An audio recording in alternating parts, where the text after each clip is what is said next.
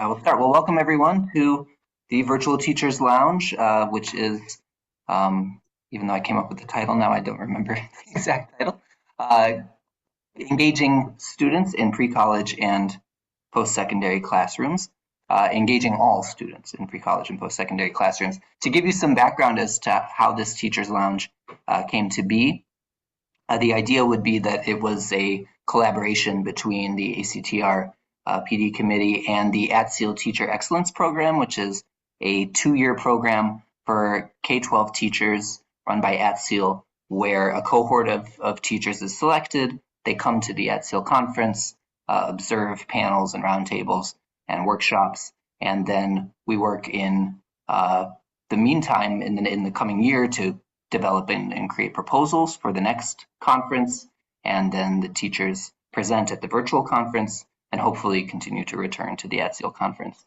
and engage with AATSEEL that way. And so we wanted to sort of cross our wires and bring some of the AATSEEL TEP participants who I see here, both past and present, together in the Teachers Lounge and discuss some of the things that we've been discussing, particularly 2 issues that have come up and that will be featured in roundtable discussions at the next AATSEEL conference in February, which is how do we work with students at multiple levels of language proficiency in our classrooms in a single classroom. So you have students at various levels. How do we create activities and lessons that engage all students at their various proficiency levels, as well as just generally how do we create materials that are engaging for students that really will get students interested in the act of learning Russian. And I'm here as moderator and as a facilitator. I myself don't really have much put together because I was sort of hoping that I could just sort of open it up and people would talk. I know that I have a couple of current AATSEEL TEP participants here who are currently thinking about these very issues. I'm hoping that they're able to share with us, but really anyone who has anything to say on the theme is welcome to do so. I guess I'll sort of just open up the floor and see if someone wants to get us started. And our 2 questions, how do we work with students at multiple proficiency levels, and what are the best practices that we can do that will engage all of our students in class activities so that our class time together is well spent.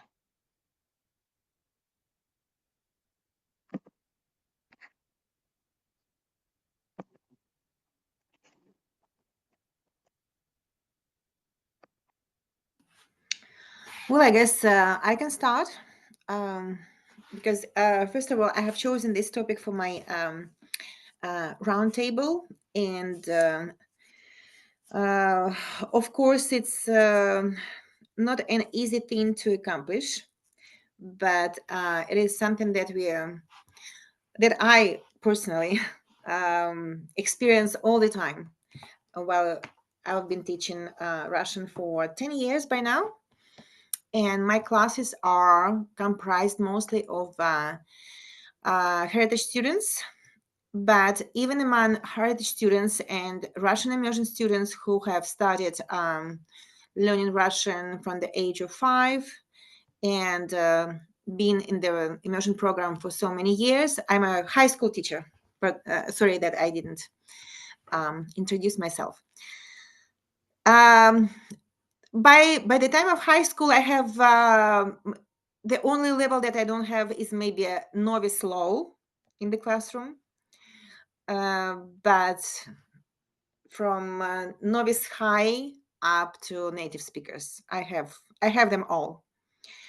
And one of the practices that I found successful is, of course, project-based. So, and we have one topic. We have just accomplished the topic of fairy tales. So fairy tales is quite popular right now because it's based on John Campbell and Vladimir Prop theory of the way of a hero and all these topics. And of course, we first of all I chose the fairy tales as a base that's appropriate and readable for all levels that I have in my classroom, building their confidence. Then we have, it's a group project, so the groups are comprised of different levels, so they can support each other in any ways they can. And as a result, they have written their own fairy tale based on their actual events, modernized it, and created their game, board game. We call them bradilki.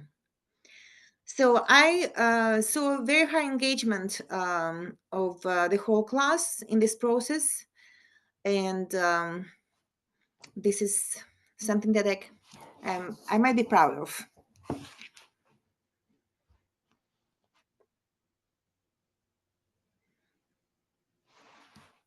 Well, I think you touched on both topics there, both teaching multiple proficiency levels and engaging all of the students generally.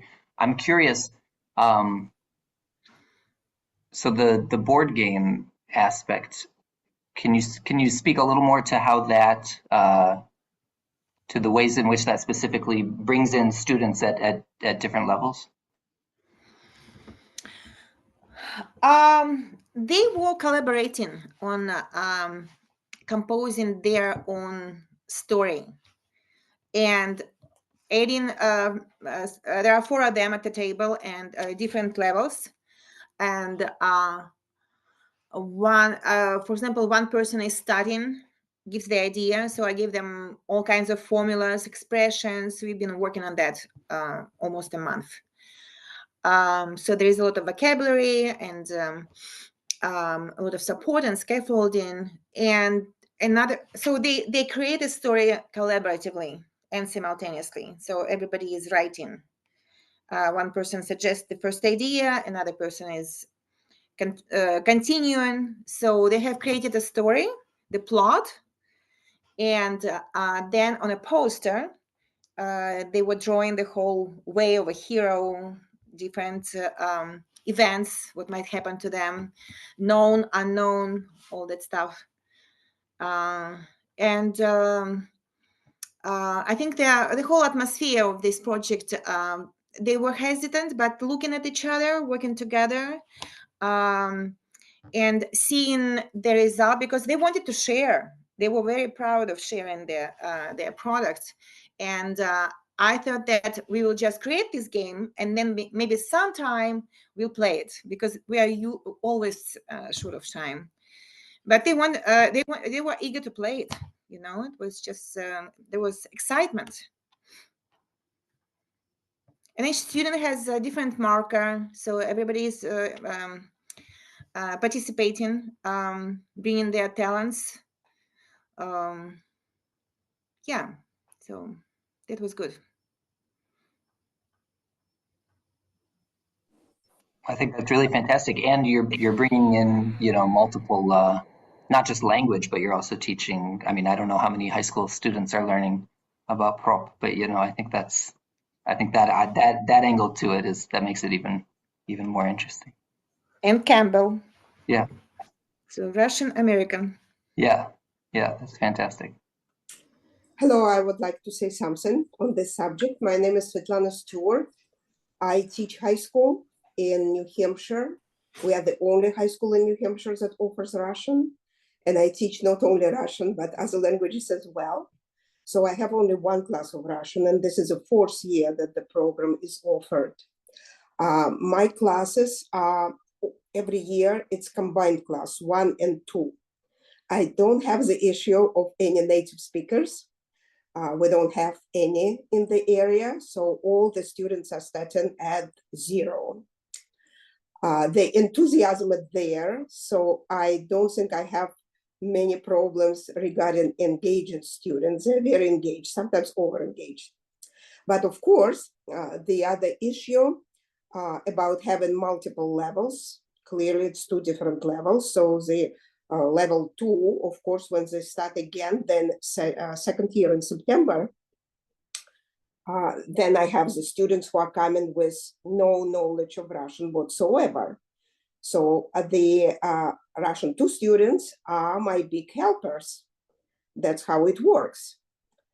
We obviously, because we're in the same classroom, all the topics are the same, but I try to vary the topics, not to repeat, even in terms of vocabulary, for example, acquisition, not to repeat exactly what we did the previous year, because, well, there's so many variety you can do there.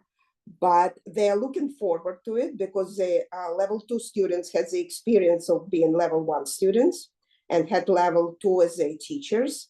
So they think about it, that they will have this position the next year, they will be TAs. And it works really well. For example, they have assigned little groups, because usually there are more students in level 1 than in students in level 2. So they have their little groups, and I present the material, and then they help the beginners with the activities. And then, of course, in other situations, we have the same topic, but different activities for different levels. It works well. In terms of, it's very interesting, of course, to hear about the Fairy Tales project. My students also did Fairy Tales projects. Projects that I do, of course, you can imagine that being total beginners, they can't achieve the level to read a fairy tale completely in the target language or do anything in the target language. So all the cultural projects are done mostly in English, but level 2 students try to include as much Russian as possible. And they manage, some of them more than others. Fairy tales are a great way, of course, to engage students. We just did one around the Halloween about the different mythological figures of Russian folklore, which is also connected with fairy tales. And the project I try to not to repeat the same project, because obviously they wouldn't do it again the following year once they start. So that's what I can say on this subject. And I think cultural projects are in general a great way to engage students, especially if you do hands-on activities. For example, last year we did a project, they did research and presentation about different Russian crafts. And then that was around in December, and they all made, in class, we made gifts and kind of Hakhlama style. They made projects on wood, and they used it as gifts for their families. Any hands-on activities, as we all know, students like a lot, and it helps their engagement. That's great, and I'm really encouraged that your second year students are acting as helpers. I think back to the only time I myself was ever in a mixed level language class was my Polish class in graduate school, where we had graduate students, in Russian literature, taking Polish as a second Slavic language with proficient heritage speakers who were taking Polish, as to fill their undergraduate language requirement. And we always found it very intimidating. And it can be intimidating to be in a mixed level group when you're just starting out and you see these people who have all these skills that you don't have. But I like that you've sort of found a way to use them and give them a constructive role. I think that probably mitigates some of that intimidation factor that students at lower levels might feel. Well, I think because we do it practically in every class, at school we have the blocks. So we have long classes. Obviously, we need a variety of different activities. So an activity like this we do in every class. They get used to it very fast. And of course, in terms of groups, I look at what are their personalities and which students would be better working together. Students who are at the level 1 who are more sure of themselves, then they can get somebody a little bit more how would I say, daring from level 2, and more timid students get a more quieter student from level 2. And then they get used to it. They're so used to it, I'm sure they're looking forward. Level 2 are looking forward to their role, and level 1, they know that the following year they will be doing it.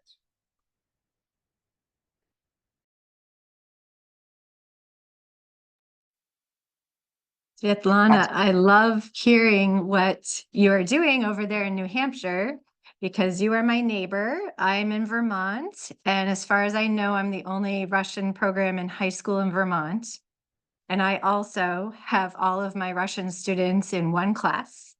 And this year I have through level 3. And so I do a little bit of what you've been doing, like the 2s and 3s have become my helping teachers in the classroom. Although your system sounds a little more formal and a little better than what I've been throwing out there. But like you, like I will just, my go-to plan when I need to engage all of them is to just find that single authentic text to use, and they all view it, but then I differentiate the tasks from it for the levels. And I've been doing that for several years now, mainly with videos or with audio or with a reading text of some sort. And I'd like to say, yes, that little fairy tales can work really well for this. Last year we did Kolobok, and that was fantastic. It worked great for differentiating for the different levels. And also cultural themes, like you were saying. So this year we only have block days 1 day a week. And I've chosen that that's going to be the day when we all really focus on one central authentic text and then differentiate the tasks from it. And so far we've done Matroshka, Samovar. We'll have some others down the road, but the task I did this week was one that came out of an AATSEEL conference panel I attended last year on, there's a group of professors, I think they're out of Canada, teaching just exclusively with the show Yeralash. And I just thought that the panel they did last year was fantastic. So I actually kind of made a lesson for high school level with one of the things they had shown us. But now this year I'm looking for my own Yeralash videos that go with the themes. And there was a really funny one that I did this week. It was called Selfie, and it's about this middle school student who goes around taking pictures of herself all day. Anyway, the fun part about that video is that the intro to the Yeralash, for some reason, unrelated to the video itself necessarily, had Halloween theme in it.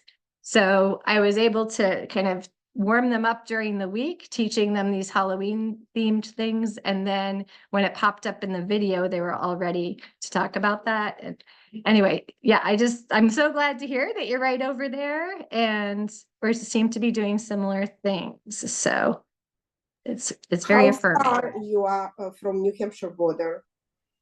So so if you take, you know where Hanover is.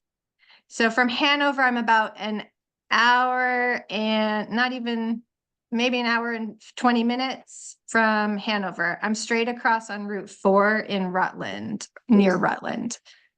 The reason I'm asking is because the University of New Hampshire and the Association of Foreign Language Teachers of New Hampshire, they've been organizing a foreign language day at the UNH.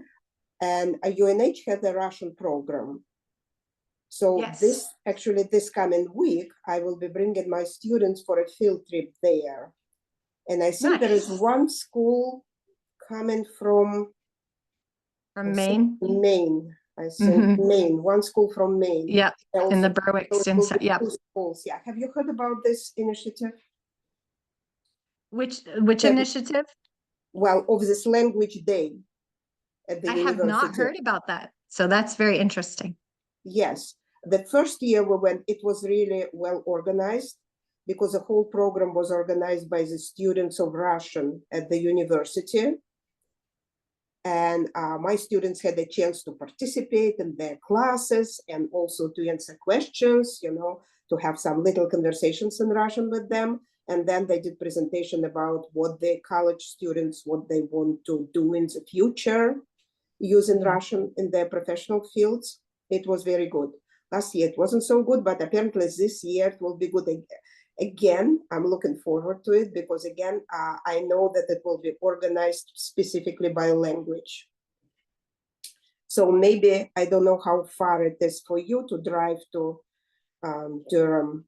Yeah, it's around the coast, but that's an interesting, and it's very interesting for the students since we are so isolated to see other students who are studying the same language.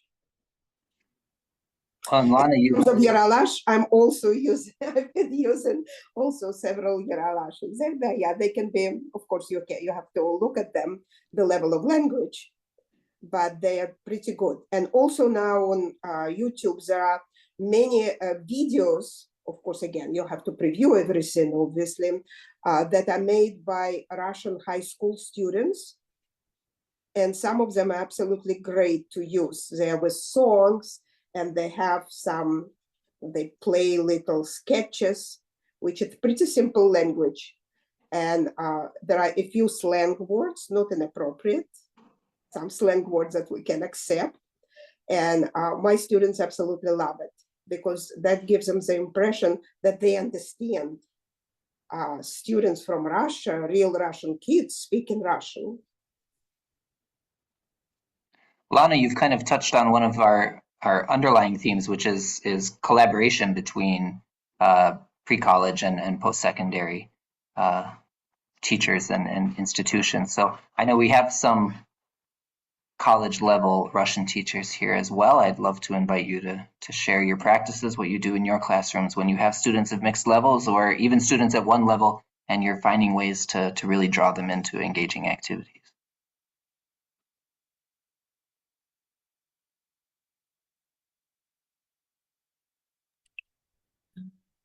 Oh, can I say a few words? I really enjoyed what Lana shared, and I was wondering if I could ask Clara to put it in the chat, the link to the high school students of Russia, in Russia, or that you talked about. And I also had a question, maybe to everybody. I wasn't able to actually find like a good way to incorporate the heritage and non-heritage students. I'm teaching like an intermediate class now, and they have both heritage and non-heritage. And my heritage students, their listening ability and their speaking ability, like typically, pretty good, but their grammar is not good. And and the non-heritage, they struggle with comprehension and they struggle with speaking, but they know all the cases, they know all the rules, and they are much better typically than many of my heritage students. And so they have different needs, and I feel like the heritage students need like a lot more grammar instruction, but of course also this is in the Start Talk class. The Start Talk doesn't really want you to teach like grammar explicitly. So it has been somewhat of a struggle because the heritage kids, they don't even know, some of them don't even know what cases exist to begin with. And then the non-heritage, they have been going to school for many, like taking it in high school, maybe some in the university. So they have been, trained through like intermediate beginning, intermediate Russian 1, of course, like they know everything. So I don't know. So I try to do a little bit of both. I try to do cultural things and I try like speaking and different things just to make it interesting and useful for everybody. But it's still a little bit of a struggle. I haven't found like some kind of perfect solution. So if anybody has any advice on heritage, non-heritage combination, yeah, that would be great.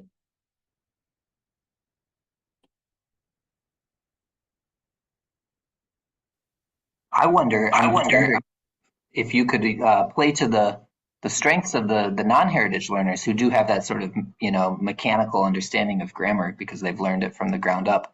And I know Star Talk doesn't approve of this sort of thing, but if you could, to have them sort of lead or drive forward like sort of kind of grammar drill sort of exercises or grammar drill exercises disguised as games.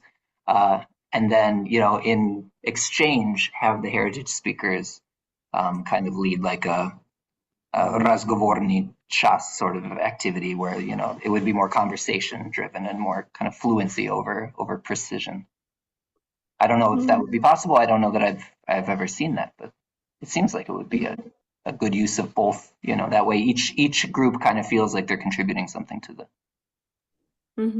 That's great. Thank you. idea. Just touch to, I would like to say something. As I said, I don't have any heritage speaker in my Russian program, but I also teach French, and I've been teaching French for many, many years. And in French classes, I often have native speakers, even not heritage speakers, but in a way native speakers. For example, right now, in my French 2 level, and you would be surprised to hear that this is just level 2, I have 2 boys who came to school, started the school year later because they just came from Cameroon, which is a French-speaking African country. So they speak, in a way, they are heritage speaker because they speak French at home all the time, but they never did schooling in French. Their schooling was in English. So this is the same situation, just different language. And I've seen it many times. You probably noticed already that I like a lot collaborative work. I like group work to put students together. And I would second exactly what you just said, that it's a great way to put them. And the heritage speakers of French, we don't have cases in French, but French is not a phonetical language. This is a huge problem. You know, Russian is a phonetical language. So they know perfectly how to talk, but their writing is phonetical, which has nothing to do with what the words should be on paper. The level 2 students are teaching them the grammar that they know. So when they do the grammatical exercises, I put them in groups, in mixed groups. And the good students from level 2, American students, they teach the French speakers what the grammar is and what it should look like. And when they have to create dialogues, then the native speakers help the level 2 students. They give them additional vocabulary, they teach them some expressions, they train them in their pronunciation, and then they perform their dialogues together. And both sides, it makes them both sides very happy.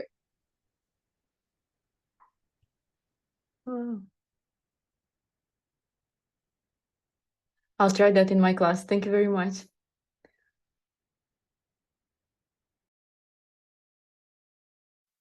Well, thank you both. I think that was a very kind of fruitful path for the discussion to take. Does anyone else want to share things that they do in class? And it doesn't have to be classes of mixed levels either. That was our second question, was how do we, or I guess it was our first question, was how do we create and execute engaging lessons in classroom activities to sustain student attention and promote active participation? It could be things like game playing, acting skits, role play, that sort of thing. Anything that you do in your class would be.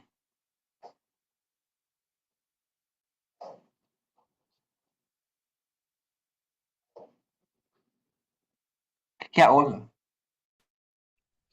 So I like storytelling, creating stories with students, and it's nice because you can always put them together in small groups, and then you can control who is in which group, and depending on this, you can also adjust your instructions. So for example, you can put a little bit lower aptitude students with a high aptitude students, so the other one will be more acting like a little bit as a tutor, right? Or you can put them sometimes as like stronger students together, and you can make slight changes for the instructions. So for example, what I like to do, like I use a storyboard, right? I will create a handout, I use Canva, and I'll create storyboard or comics strip, right? And then there will be some special characters.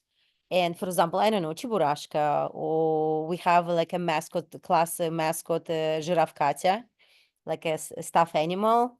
So I use Giraffe Katya, or sometimes I have Masha from Masha and Medvedya. I have like a doll. And then we create stories. And for example, if you have specific vocabulary, or you have, let's say, today we were practicing perfective and imperfective with my students, elementary students. So they needed to create a story about giraffe Katya, and it was perfective and imperfective in the past tense. Right. So, and that was actually really successful because they worked in small groups. I created this like a comic strip, and then they had to fill them out with short, brief sentences, which is relevant to their level proficiency. Right? It's like quick, tiny, small sentences. We're not asking them to create paragraphs yet. And then they could bring their own own background. So for example, it was about food. It's a chapter about food. And then one of my students has a lot of allergies. We discovered. Now we all make it like she likes to make fun of herself. Like we're joking about this, but it's like a very nice, cheerful environment. We talk about food and allergies and limitations.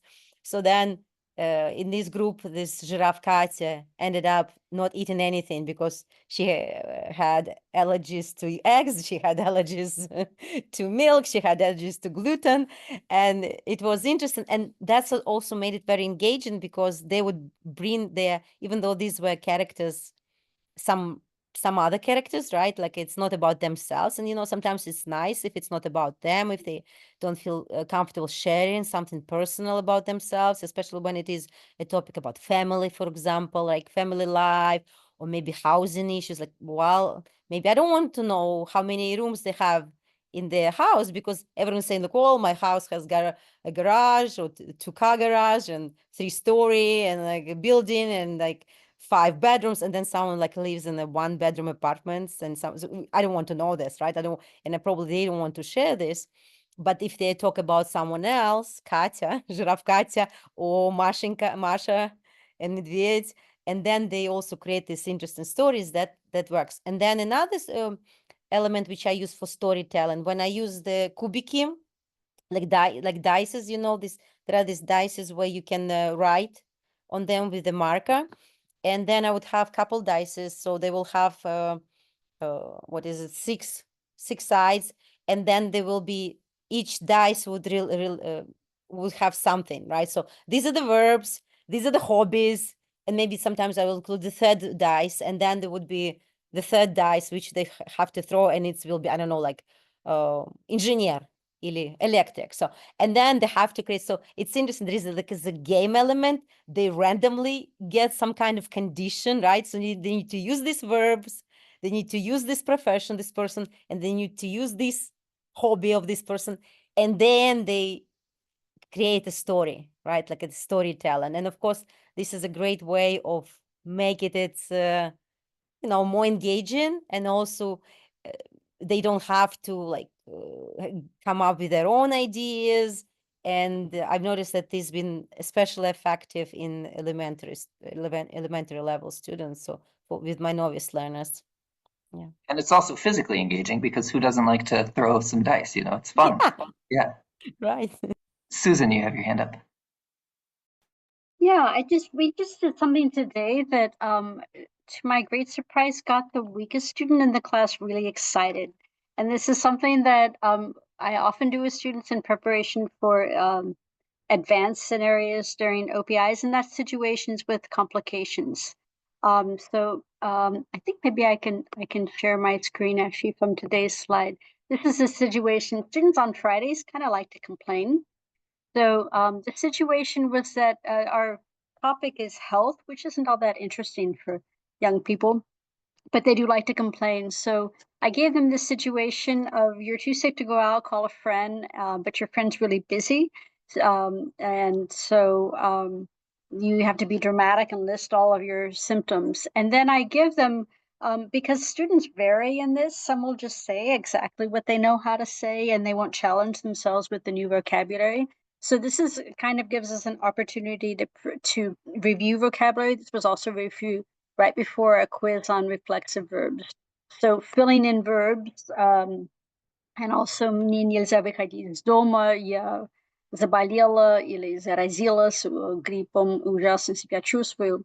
So giving students a preview or telling them that they have to use a minimum of 8 verbs from a list that they have somewhere in their materials. And then they act it out and they get really excited about it. They get really interested.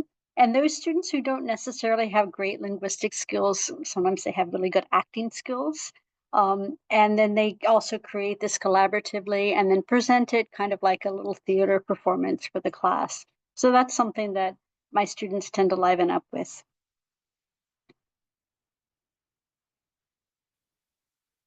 That's fantastic. I will say a challenge that I've had in my high school classroom, when I taught at the college level, I was very much a fan of skits and having students perform, even at the most novice level, because it's a time to be, you can be silly, you can be creative. I don't know about the other high school teachers here, but at my urban public school, I have found that to be very, very difficult. Even in a small class where the camaraderie is good among the group, it's challenging to get students to buy into the idea that they might stand up and perform, even for the small, relatively friendly group. I'm wondering if that's an issue for anyone else. It was never an issue for me in the college classroom. I think where they choose to be there, there's something different about the motivation that students have. Well, I think the previous speaker, I'm sorry, I don't see the names of the screen, so I can't refer by name. I think she touched on a very interesting point that I noticed many times and that I use a lot, that it's better for students. That's exactly what you're talking about, how to make them perform skits without being scared or being embarrassed, when they're not themselves, but when they're characters. And even better, when you cannot see them. So like have, for example, and this is high school, but I'm pretty sure it works. I used it in college level classes as well. It works the same, as a miracle. I have a box, which I over the years got from dollar store, of about maybe 35 different characters, ridiculous characters. And they get these characters and they create the story from the point of this character. And we have a little screen in the class. They're behind the screen and we can see only their hands with characters. And then it's not them doing stupid things or saying stupid things or making mistakes. There is no fear in this situation. So that works really well.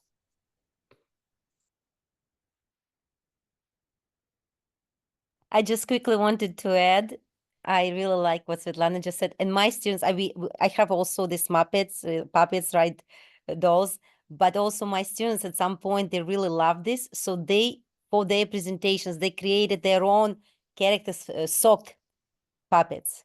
So they use socks. I think they were creating the scene from the circus, from the movie Circus. So they made this like shiny wings and they used this like white sock and they drew on it and they created these characters. And then they had this dialogue from recreated, but in Russian. So you can even ask students, like talking about what you said, like crafts, they can create even these socks puppets in the specific characters, and this can be a part of their presentation.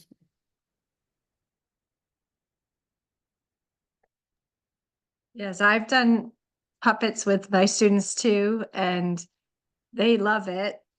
And also, I think, Tommy, too, to some extent, it just depends on the year. Like some years, they all want to get up there, and other years, none of them do. It's very strange, and it's sort of a matter of feeling out the class. Sometimes you have to take that class clown and get him up there, and then maybe, have kids break off into smaller groups, just figure it out on their own, and then see if they want to come up. But yeah, at this point, I don't ever force a kid to do that. I just figure out ways for them to show me proficiency or performance without necessarily making them go in front of the class. Well, I got to say, it had never occurred to me puppets before, but it's so obvious, and I love puppets. So puppets are coming to my classroom now. Thank you very much for that. Well, puppets is a great way to work with the beginners when you have to repeat about, I don't know how many times, как тебя зовут, what's your name, my name is this, how old are you, blah, blah, blah. And it gets old pretty fast, so it can. But if you're using different characters every single time, it's a different character, You invent their names, you invent their age, they're repeating without feeling the repetition. That reminds me of the Kitagorodskaya method from Galina Kitagorodskaya, a language teacher at MGU. And her method, as far as I understand, involves a lot of interchanging characters who usually have alliterative names and professions and places that they're from, and students sort of memorize these or learn these characters and then speak as various characters, and it's constantly changing. So you might, you're somebody one day and then you're another person the next day, and that way you explore without ever having to be yourself and having that sort of effective filter. The other thing that I find very engaging for students are the songs, and especially since nowadays, well, I don't know, maybe for general level of Russian culture, it's not necessarily a positive thing, but it's a good thing for our classrooms, because a lot of songs that they know, our American students, I mean, know from their childhood or whatever, now we can find them in Russian on YouTube. Like, for example, my students absolutely loved the Russian version of, in Russian, it's akulenok. Baby Shark. You know this? Baby Shark, yes. So they all knew it. And then there are kids, Russian kids, who are singing it, and that goes well. It doesn't give maybe very much in terms of the language material, but it's certainly a fun activity that you can always use in a dull moment in the classroom. And there are a number of songs like this. Songs with they have to stand up and do certain things, physical activity. This is always create a very nice break. And if they know the music and know the idea, that helps. And then they go with Russian very happily.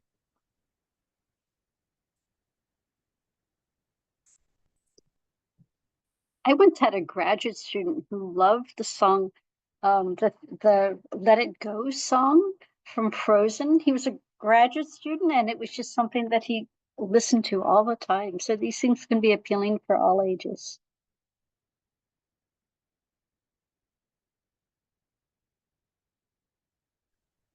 Thank you for amazing suggestions. I think several themes are emerging. So I guess like involving props is a big topic. I think we're all coming back from digital back into the classroom. So I wonder if you have thoughts or other experiences about props that are helpful. I like to bring books and have them even read the titles, magazines, journals, stock up on old newspapers. That works well. And then I think another topic that transpired during the hour today is the physicality of the classroom, getting up, moving around. So maybe that's something else we can discuss for our students, mingling, whether it's quick polls or I think I learned it both from Olga and from Irina Dubinina, the lineup where they very quickly ask the question and quickly switch. That works well, but I also find polls, and they work well at higher levels as well, where maybe with elementary level they just do Q&A, but at higher levels they have to poll the classroom quickly, make a conclusion or make a prediction, and then make the poll. So just some ideas there, I think. Olga, you've got your hand. Yes, so thank you, Masha, for this question, because the physicality and stepping away from technology, I think that's what have been what I have been focusing on in my classrooms since the pandemic. And like I love instructional technology, right? I've been using instructional technology for years. And then I realized that my students are getting tired of technology, and I have a huge collection of activities on the Miro board. So what I started doing, it's instead of, even if there is some kind of activity that I develop, design in Miro, I basically nowadays what I do, I recreate it, let's say on PowerPoint, and then it's like the board. And then students, I use a lot of sticky notes, right? Sometimes I use the, clothespins with like their names, sometimes clothespins with some nice funny like stickers, faces of some like animals.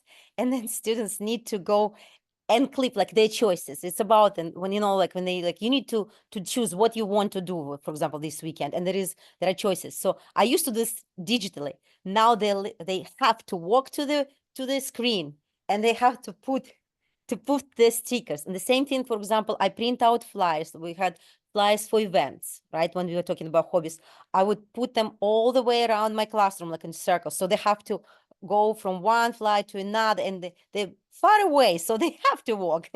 And they have to walk and read this fly and then go and read another. And I did this when they had to choose where they want to study in this former Soviet Union. There are like flyers for different universities like Kaznu and Tashkent University. And they also walk, and they also have to like put like a pin, cloth pin to this flyer with their name. This is just, and then we see it, and then they have to present. But I realized that these stickers, putting things somewhere, choosing, that's helped a lot. And I think that's what like allows me to kind of step away a little bit more from technology, right, and have them more engaged with materials, and even some stuff which I had to on my Miro board. So I'm recreating them in Canva, like a nice way. Then I print them out, and now I cut them. Like I make kartechki. I make a lot of kartechki when they have match. For example, they had to put together all the group of fruits or food, which is горькое, соленое, острое, кислое. And then I had this kartechki, and they had quickly with small groups, they had to move this kartechki toward the specific, group. And that's what I noticed. It's like almost any activity that I used to have digitally now it goes into paper, and I cut and I make them more like as a game, like basically like board games in a way. And of course it's time, and then we have leaders, and then when this leading team who does this faster, they get special badges because we have a leaderboard in my program. So for each group they have leader, and they collect badges throughout like the whole semester, but every 2 weeks we get prizes for those who get most badges. But that's talking about props and stuff, right? I used to do an activity when we would do the Live from Russia chapters on food, and those coincide with counting and genitive case. And I would do an activity where some students would get a note from babushka that would say, в магазине купи, and then various things. And then some students would be vendors, and they would have to go around and purchase the food, which were just, little slips of paper with pictures of food. And they would spend their rubles, which were just, little slips of paper. It involved a lot of little slips of paper, but it was that sort of thing, getting them to move around, interact with each other. And then I would just basically sit back and watch while I played, market sounds in the background, and watch them engage in commerce. Yes, of course. Being a high school student, and a lot of my students are freshmen, and you probably noticed there is this general trend in Russian programs that when the relationship between America and Russia or Soviet Union are better, there are more girls studying Russian. And when the relationship kind of challenging, then there are more boys. So I have predominantly freshman boys in my program who absolutely need to move. As a teacher, I have to move all the time and speak out loud, because otherwise they would not notice me. And I would be only speaking to two quiet girls, who are sitting behind. So they need to move all the time. One of the greatest activity, which I heard about many years ago, it's in a Kagan workshop. This is called Quiz Trade. And the beauty of this activity is that it can be done with any language material. For example, just as an example, let's say we're talking about dates and time, something like this, dates, months. You have to create cards, which are easy to create on computer, and then print them, you laminate them. And on one side of the card, there is, for example, just the number, it's checked on a calendar. And on the back of the card, there is the question, for example, what day it is. And there is an answer completely. So students, and there are a lot of cards, students move around, they all get up, they have to each student get a card, they talk to each other, they show the cards, and they ask each other. They show just the front part of the card. And if the other students can respond, that's great. Then the other students ask the questions, they respond, and they exchange the cards. But if one of the students is having problems, the other students can coach the students because they have the answer in front of them. And then at the end, when they have to turn the cards and to see it visually, the answer again. They exchange the card and they go to the next one, they go to the next one, they go to the next one. You can do it with any language material. It's a great activity.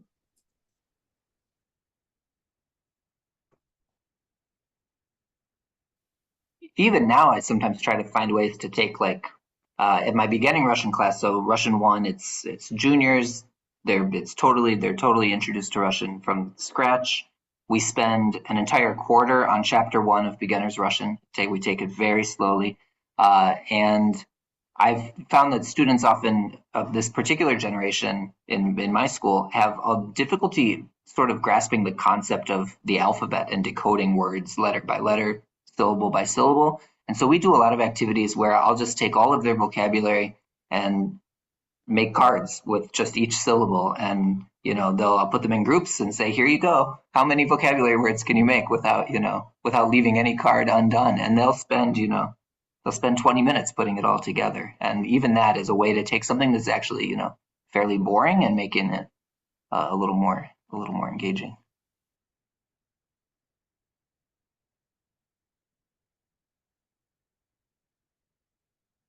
And the same thing I'll add can be done for grammatical concepts like adjective endings. You can, give them a bunch of adjective stems and a bunch of endings and see what they can put together, and just making it manipulative or manipulable, making it, hands-on. Yes, this is the same way, for example, to create simple sentences. I have used this activity. They have, when they learn the verb conjugation, and they learn the subject, verb, and the object, simple sentences. And they have the envelopes, 3 envelopes. Each group has 3 envelopes with subjects, verbs, and objects. And they have to create, let's say, 12 sentences out of the stuff, and they have 12 of each, or maybe more. So to make it a little bit more challenging, because some wouldn't work. The ending of the verb should correspond with the subject, and the total sentence should make sense. And they create simple sentences like, Mama работает в школе, using their vocabulary. Мы обедаем в ресторане. But it's hands-on activity, and they compete which group was doing it faster, and they can get stickers for prize or candies, whatever you use. Any hands-on activity, it always works. I haven't done this since the pandemic because we got squeamish about sharing things that we touch for no reason, actually. But I used to do a thing in the high school classroom with they're called, you can buy them online, they're called like family counters. They're little figures, like a little man, a little woman, a dog, a cat, and children. And I would do an activity where the students would get a list of sentences, and then their task was to show each sentence, to model each sentence. So they would have, pictures of rooms, they would have little cards for verbs, they'd have the little figures, and then for each sentence, they'd put together whatever that sentence was symbolizing. They'd put together a physical model of it. I'd come by and check it, and then they'd move on to the last one, and they really liked that. And there's no reason why I don't do it now other than I stopped after the pandemic and just kind of haven't found the momentum again yet. Yeah, Susan. Just a quick question. Does anyone have a good source for Russian stickers? Like as prizes? Yeah, I purchased on Amazon. There are a good collection of Russian stickers. They have, they're very cute. They have bears, garmon, some of the Russian monuments. They're very cute. That was just on Amazon stickers. That's great. I've also just used like bear paw stickers or little yojiki, the hedgehogs, just because they are in Russian literature a lot. Yeah, I just wanted to say that I also was purchasing my stickers on Amazon, and they come, I think matryoshkas, I bought a pack, and I think one pack comes in like 50, maybe 50 of them or something. So definitely. And also what I noticed on Amazon, we were purchasing some prizes like notebooks, and would have some with Russian, like a cosmonaut, sometimes of course matryoshka, balalaika, but some of them will be also with the Slavic patterns, like flowers, like well we have like on vyshivanki or in the like ornamental in like hakhlama or gel. So you can also find stuff like this on Amazon. I've been purchasing there for years for my startup students. Just added a link in the chat. I usually buy towards the end of the semester. These are not authentic postcards, these are reprints, but they are reprints of the postcards many of us grew up with. So I just give one each to everyone at the end of the semester, wish them happy holidays, tell them, especially those students who have Russian family members, to use it as holiday greetings. And yeah, so that these usually go down well. And as you see, these are not that expensive. Yeah, just wanted to share. Yeah.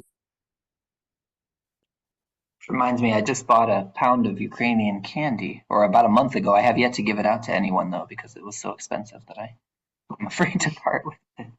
I'm just mindful of the time we're approaching. Well, we've actually passed 5:30, so I don't want to stifle the conversation, but I also want to be mindful of people's time this evening. I just wanted quickly to remind everyone that we do have our next Teachers Lounges coming this month. It's on Thursday, November 14th at 5:30 to 6:30. And we are going to discuss solutions to classroom and curricular challenges. And we will be also soliciting challenges and issues in advance. And these challenges will be discussed anonymously. So even if you submit something, so we are not going to reveal from which program you are or who you are. We'll be just having like a list of these challenges, and we'll be brainstorming as a collective all together, trying to solve these issues together. Yeah, and a big thank you to everyone who's joined in the conversation tonight. I've definitely come away with some ideas. I hope you have as well. And yeah, have a good evening. Thank you for